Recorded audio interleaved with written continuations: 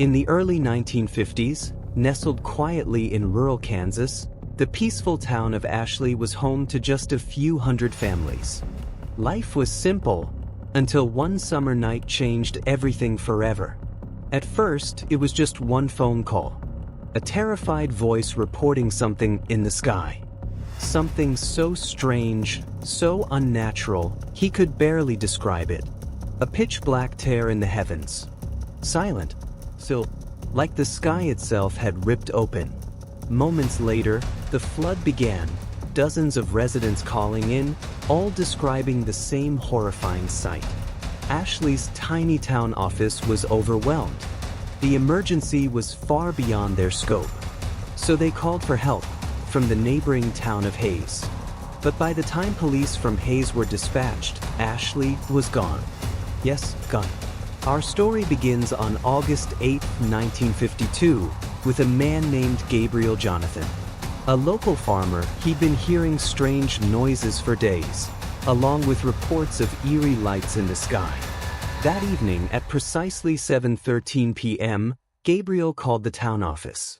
His voice shook as he described a massive black rift hovering over Ashley. Not a storm, not a cloud, a void. The staff didn't believe him, until more calls poured in. Dozens of them. The town officials stepped outside and saw it for themselves. Panicked, they alerted Hayes, which sent Officer Alan Mizani down the only road connecting the two towns. But here's where things get truly bizarre. Alan drove for what felt like hours, yet somehow, every time he ended up back in Hayes. No wrong turns, no detours, just a straight road that now looped impossibly back. Even more baffling, when Hayes sent an entire convoy, 7 police cars, all of them reported the same phenomenon. They never reached Ashley. It was as if the road no longer led there. Back in Ashley, things were getting worse. The strange black rift was growing. Calls from terrified residents kept coming. Then they stopped. A woman named Eileen Kaner reported her neighbors, the Milton family, had vanished. They tried to flee the town, but never made it past the limits. Their car? Gone. No trace. The next morning, August 10th, Hayes police got another chilling update. Ashley was completely dark.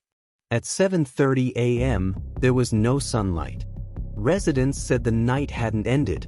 A permanent darkness had swallowed their town. A helicopter was dispatched. It flew directly toward Ashley. But all the pilot saw was an empty field. The town was gone. Then came the calls no one could explain. Phoebe Visky phoned in.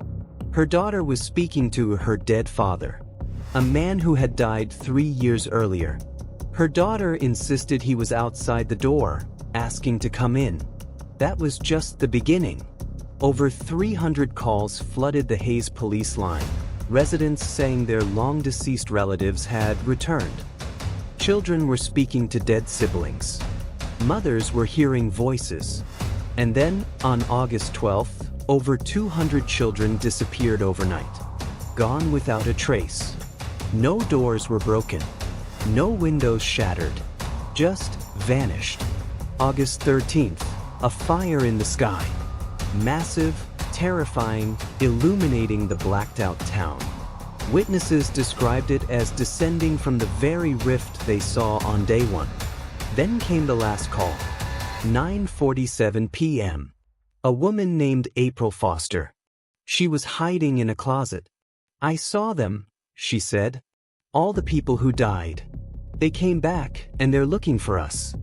As Officer Welch listened, he heard the voice of a child, calling, "Mommy, where are you?"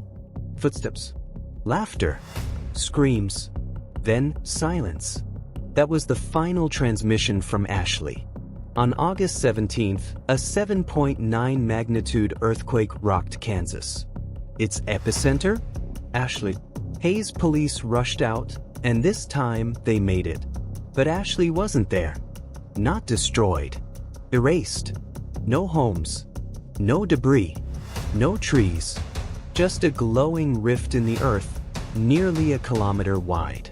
12 days of searching revealed nothing. Not a soul. Not a trace. Not even scorched earth. And then another earthquake. August 30th, 7.5 on the Richter scale. The rift was gone. Ashley, Kansas, gone without a trace. But here's where it gets even weirder. No official records of the town exist. No government reports.